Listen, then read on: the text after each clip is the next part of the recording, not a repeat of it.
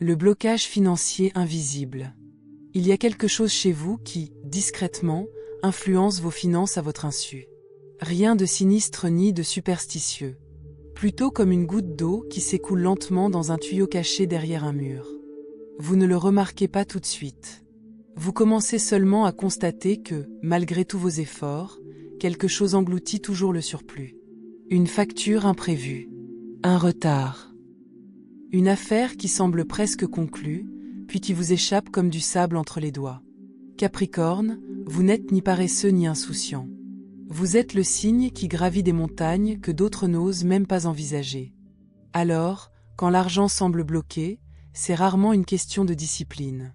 C'est parce que quelque chose dans votre environnement vibre d'une énergie de « pas encore ». Votre maison n'est pas qu'un simple lieu où vous vous trouvez. C'est l'endroit où votre système nerveux peut enfin se détendre. C'est là où votre esprit se ressource avant de relever un nouveau défi. Et parce que vous êtes gouverné par Saturne, le maître, le bâtisseur, le gardien du temps, votre espace a tendance à accumuler des preuves. Des preuves d'endurance. Des rappels de responsabilité. Des objets qui disent « j'ai survécu à cette période », même si elle a failli vous épuiser. Le problème est le suivant. Tous les rappels ne sont pas motivants. Certains sont des encres. Et cette encre que vous gardez chez vous, celle avec laquelle vous pensez avoir fait la paix, est souvent précisément ce qui freine votre aisance financière. Si vous ressentez ce message au plus profond de vous-même, et pas seulement dans vos pensées, écoutez-le. Abonnez-vous à Léo Zodiac, car cette chaîne n'est pas là pour amuser votre intuition. Elle est là pour l'affûter. Capricorne, vous méritez un accompagnement qui respecte votre intelligence tout en parlant directement à votre âme. Ce que je vais dire peut paraître simple au premier abord, jusqu'à ce que vous réalisiez depuis combien de temps cela fait partie de votre vie. Débarrassez-vous de ce qui est cassé et que vous prévoyez toujours de réparer. Voilà le message. Et je ne parle pas de quelque chose de dramatique ou de catastrophique. Je parle de cet objet cassé que vous avez banalisé. Cet objet fêlé que vous avez transformé en bruit de fond. La chaise qui vacille mais tient encore debout. La lampe qui vacille, comme si elle hésitait à rester allumée. Le tiroir qui coince à chaque fois que vous l'ouvrez, comme si la maison elle-même résistait à la facilité. L'appareil électroménager contre lequel vous grommelez. Le miroir à la fine fissure. La montre arrêtée et jamais redémarrée. La plante morte que vous vous promettez sans cesse de faire revivre. Capricorne, cet objet cassé n'est pas neutre. Il communique. Il répète un message discret dans votre espace, c'est suffisant. C'est ce que nous acceptons. C'est ce que nous tolérons. Et vous, plus que quiconque, comprenez les effets de la tolérance à long terme. Vous savez comment un petit désagrément devient une habitude. Vous savez comment porter un fardeau infime modifie peu à peu votre posture, puis vos attentes, puis votre avenir. Un objet qu'asséché vous agit comme un minuscule autel du report. Un rituel quotidien de soins remis à plus tard. L'argent, le vrai argent, celui qui est durable, ne s'accorde pas avec l'énergie du report. Non pas parce que l'argent est mystérieux, mais parce que votre subconscient est sensible. Il apprend de votre environnement. Il absorbe les signaux qui vous entourent et les recrée dans vos décisions, votre confiance en vous, vos négociations et votre capacité à recevoir. Voici pourquoi cela vous touche particulièrement, Capricorne. Vous êtes fidèle à ce dans quoi vous avez investi. Vous ne vous débarrassez pas facilement des choses, que ce soit émotionnellement ou matériellement. Si vous l'avez payé, si cela vient de votre famille, si cela vous rappelle une version plus ancienne de vous-même donnant le meilleur de vous-même, vous avez tendance à le garder. Vous le gardez par respect pour l'effort fourni. Vous le gardez par respect pour l'histoire. Vous le gardez parce que s'en séparer peut sembler un gaspillage. Mais s'accrocher à des choses abîmées n'est pas du respect. C'est se trahir. C'est vivre avec un accord tacite qui dit que votre confort peut attendre, votre tranquillité peut attendre, votre abondance peut attendre. Et Saturne vous permettra d'attendre indéfiniment, jusqu'à ce que vous estimiez la leçon terminée. Si vous voulez savoir ce qui bloque votre argent, ne commencez pas par votre compte bancaire. Commencez par explorer les recoins de votre maison. Commencez par les espaces que vous évitez. Le placard que vous n'ouvrez jamais, car il est toujours plein à craquer. Le tiroir débordant de câbles d'appareils que vous ne possédez plus. Le sac rangé dans le meuble, contenant des articles que vous comptiez retourner. La pile de papier qui vous culpabilise à chaque fois que vous la voyez. Capricorne, la culpabilité n'est pas une question d'organisation. C'est une fréquence. Et votre maison amplifie soit votre culpabilité, soit votre besoin de sécurité. Allons plus loin, car une motivation superficielle ne vous suffit pas. Vous avez besoin d'une vérité capable de soutenir le poids de votre vie. Un objet cassé symbolise souvent une promesse non tenue que vous vous êtes faite. Peut-être cette promesse était-elle « Je prendrai soin de moi quand les choses se seront calmées ». Peut-être était-ce « J'améliorerai ma vie après avoir prouvé que je le mérite ». Peut-être était-ce « Les belles choses viennent après la lutte ». Capricorne, vous ne gérez pas seulement votre budget. Vous gérez aussi votre joie. Vous rationnez le confort comme un luxe. Mais l'univers ne récompense pas l'abnégation, point comme on vous l'a appris. Cela répond à la clarté, au respect de soi, à la pureté énergétique d'une vie qui dit « Je suis prêt, pour plus, et je lui ferai de la place ». Les objets cassés prennent de la place. Ils captent l'attention. Ils occupent notre énergie mentale, émotionnelle. Ce sont des conversations inachevées qui ne cessent jamais de résonner. Voyez chaque objet cassé comme une boucle ouverte. Même sans vous en rendre compte consciemment, votre corps enregistre l'inachèvement. Il enregistre les frictions. Il enregistre le manque d'entretien.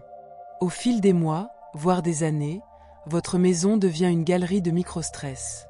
Et le microstress est un impôt silencieux. Il mine la créativité. Il émousse la capacité de décision. Il affaiblit la confiance en soi. Et lorsque la confiance en soi s'érode, votre capacité à attirer des opportunités qui reflètent votre véritable valeur s'amenuise avec elles. Il ne s'agit pas de matérialisme. Il s'agit d'honnêteté énergétique. On ne peut pas attirer l'abondance en vivant dans un espace où règne constamment la pénurie. Et bien souvent, l'objet cassé est directement lié à l'argent. Un vieux portefeuille, même déchiré, qu'on garde comme porte-bonheur. Une tirelire fêlée. Un pot à monnaie poussiéreux. Un coffre-fort qu'on n'utilise jamais. Une serrure cassée. Une poignée de porte d'entrée abîmée. Un vestibule encombré qui vous oblige à slalomer entre les objets avant même de sortir de chez vous. Votre entrée, c'est votre chakra de la gorge financier. C'est par là que la vie entre en vous et que vous vous ouvrez au monde. Si elle est bloquée, votre élan s'arrête. Si la porte coince, votre « oui » hésite. Si la serrure est cassée, votre sentiment de sécurité vacille. Et sans sécurité, vous ne recevez pas. Vous vous raidissez, vous accumulez, vous vous préparez à la perte, même quand les bénédictions arrivent. Voici la partie qui risque de piquer un peu, mais c'est le genre de piqûre qui guérit. Certains d'entre vous s'accrochent à des objets cassés parce que la casse leur est familière. Peut-être avez-vous grandi entouré d'adultes qui considéraient le stress comme une forme de dévotion. Peut-être que la survie primait sur l'épanouissement. Peut-être avez-vous appris que trop posséder attire l'attention, et que l'attention est source d'insécurité. Capricorne, vous portez souvent le poids d'une peur ancestrale, comme si c'était votre responsabilité. Vous héritez de la crainte de l'effondrement et vous organisez votre vie pour l'éviter. Mais l'abondance n'est pas synonyme d'effondrement. L'abondance, c'est la stabilité et la sérénité. C'est la sécurité sans vigilance constante. Votre foyer devrait soutenir vos objectifs et non les critiquer. Voici donc ce que je vous propose de faire, calmement, doucement, avec la dignité propre à votre signe. Dès que possible, parcourez votre maison comme si vous vous rendiez visite. Sans jugement, sans chercher les défauts. Simplement, rencontrez la personne que vous êtes qui y vit. Posez-vous une question intérieure, où mon argent semble-t-il stagner? Observez ce qui attire votre regard en premier. Votre intuition n'est pas dramatique. Elle est pragmatique. Elle pointe du doigt. Elle met en lumière. Peut-être est-ce la chaise cassée qui vous fait mal au dos. La tasse ébréchée que vous prenez sous votre nez quand vous êtes stressé. La plante morte qui se dresse comme un enterrement silencieux. Les vêtements que vous ne portez jamais, mais que vous gardez, au cas où. Le courrier non ouvert que vous évitez. Le cadeau de quelqu'un qui vous a rabaissé. Parfois, ce qui est brisé est émotionnel. C'est un objet porteur d'une histoire qui a ébranlé votre confiance. Et chaque jour qui passe, cette histoire reste présente. Si cela vous parle, faites une pause et aimez cette vidéo, pas pour moi, mais comme un signal pour vous-même. Un geste concret qui dit « Je vous écoute ». Une fois que vous l'avez identifié, 3 options s'offrent à vous. Le réparer, vous en libérer ou le remplacer. Réparez-le si vous y tenez vraiment et qu'il vous est réellement utile, non par culpabilité, mais par respect pour le travail accompli. Réparez-le entièrement, comme si vous teniez une promesse faite à vous-même. Libérez-vous-en s'il est irréparable ou s'il appartient à un chapitre que vous avez clos. Libérez-vous-en avec gratitude, non par punition. Dites, même à voix haute. Merci pour ce que tu as porté. Je n'ai plus besoin que tu portes ça. Puis, débarrassez-vous-en le jour même. Vous savez comment la procrastination transforme une prison, n'en construisez pas une autre. Remplacez-le s'il représente une étape que vous avez dépassée. Parfois, quelque chose n'est pas cassé, il est simplement en deçà de ce que vous êtes devenu. Non pas par arrogance, mais avec énergie. Vos capacités se sont accrues. Vos exigences sont plus élevées. Votre vie a besoin d'outils qui vous correspondent désormais. Après avoir retiré l'objet, ouvrez une fenêtre quelques minutes. Laissez l'air circuler. Saturne honore le mouvement mérité. Frottez une pincée de sel entre vos doigts, comme pour réveiller vos mains, puis tracez une fine ligne invisible sur votre encadrement de porte et murmurez. Seul ce qui soutient ma stabilité peut entrer. Seul ce qui honore mes efforts peut rester. Nettoyez l'espace où se trouvait l'objet cassé. Essuyez-le. Balayez-le. Purifiez-le. Vous êtes un bâtisseur, préparez les fondations. L'énergie suit le chemin de moindre résistance. Lorsque vous purifiez l'espace, la vie le remplit. Placez-y quelque chose d'enraciné. Un bol avec des pièces de monnaie que vous possédez déjà. Une plante. Une bougie propre que vous aimez. Une pierre trouvée dehors. Quelque chose de naturel. Quelque chose qui dit « je peux en accueillir davantage et je peux le faire avec force ». Maintenant, la couche plus profonde. Vous ne faites pas entièrement confiance à ce que vous recevez sans avoir d'abord souffert. Vous faites confiance au travail. Vous faites confiance au sacrifice. Mais recevoir vous met mal à l'aise, point comme si la douleur devait être compensée par la réussite. Cette croyance est dépassée. Un vestige de l'influence de Saturne. Vous avez déjà gagné bien plus que vous ne le reconnaissez. L'argent ne s'attire pas seulement par l'effort, mais aussi par une dignité qui ne s'excuse plus. Un objet cassé est une excuse que vous présentez sans cesse. Il dit à la vie, je me contente de moins. Et la vie, littérale et docile, acquiesce. Alors, laissez votre maison être témoin de votre choix de vous-même. Laissez-la vous voir boucler la boucle. Dans les commentaires, écrivez votre date de naissance et votre signe astrologique, non pas pour moi, mais pour votre propre déclaration. Et si vous êtes Capricorne, ajoutez cette phrase. Je me libère de ce qui entrave ma stabilité. Vous remarquerez peut-être des changements subtils par la suite. Pas des feux d'artifice, mais des ouvertures. Des messages.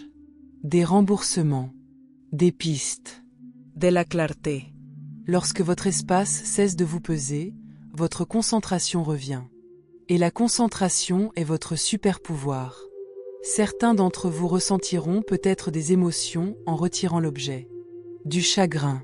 De la colère. Du soulagement. Laissez-le partir. La sensibilité n'est pas une faiblesse, c'est du discernement.